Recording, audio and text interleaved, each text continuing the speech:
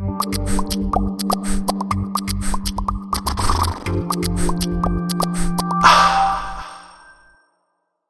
there, Jim Johnson here for Accent Help, and I had a question from someone about trying to get the placement for their voice into the middle of their mouth, and it was somebody who felt like they had an issue with it dropping back into their throat. What I'd say about that is that the idea of placement, which I use all the time in talking about dialects, is kind of BS. At the same time, it's a way to describe something that is the experience of where the sound lives. So though it's not like a scientific fact or anything, it does seem to be something that helps people, so it's useful to talk about it, I think. The mouth placement, what tends to bring people into their mouth, especially if they're having issues with it dropping back into their throat, if there's a tendency for them to swallow their sound, trying to get it to move from there up into this place, oftentimes it helps for them to experiment going up in pitch a little bit. That can be a little problematic because you don't want to be stuck there, but you need to start experiencing your sound being in another place. So that's one of the things that you can do. Really, what can help you to find a pitch that would serve you well, there's a concept that's sometimes called optimal pitch. And it's a bit the idea that there's a pitch that you have that would work best for you. This is the ideal or optimal pitch.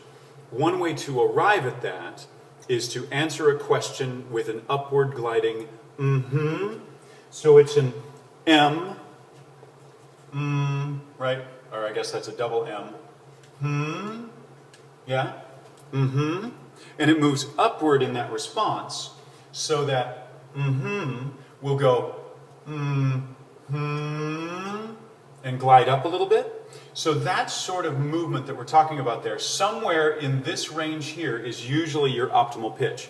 So you can do that by answering to a question, something like this. Are you ready to try that?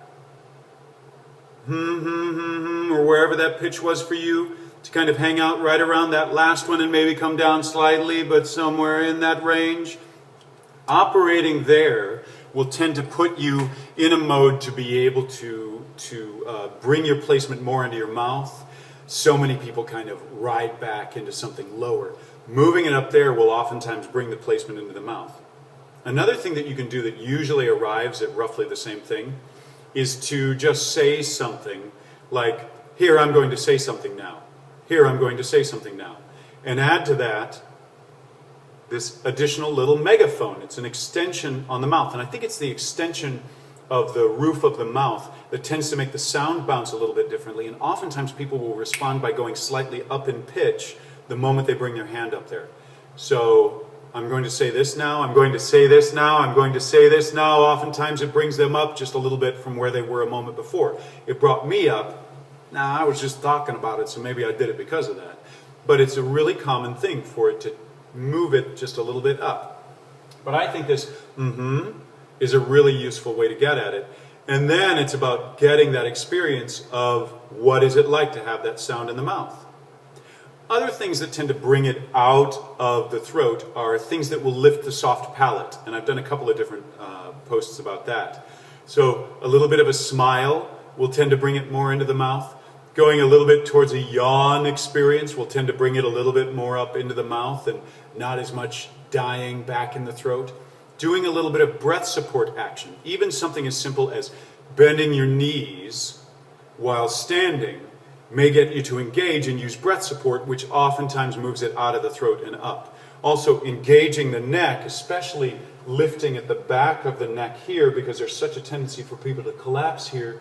Increasing that space often works. In fact, I was just working with somebody and we did a combination of a little bit of a lift here, and I was pressing a little bit on the back of his head, and him having to work to not let me push him forward brought in the breath support that then brought his sound up from his throat, seeming to be placed more in his mouth.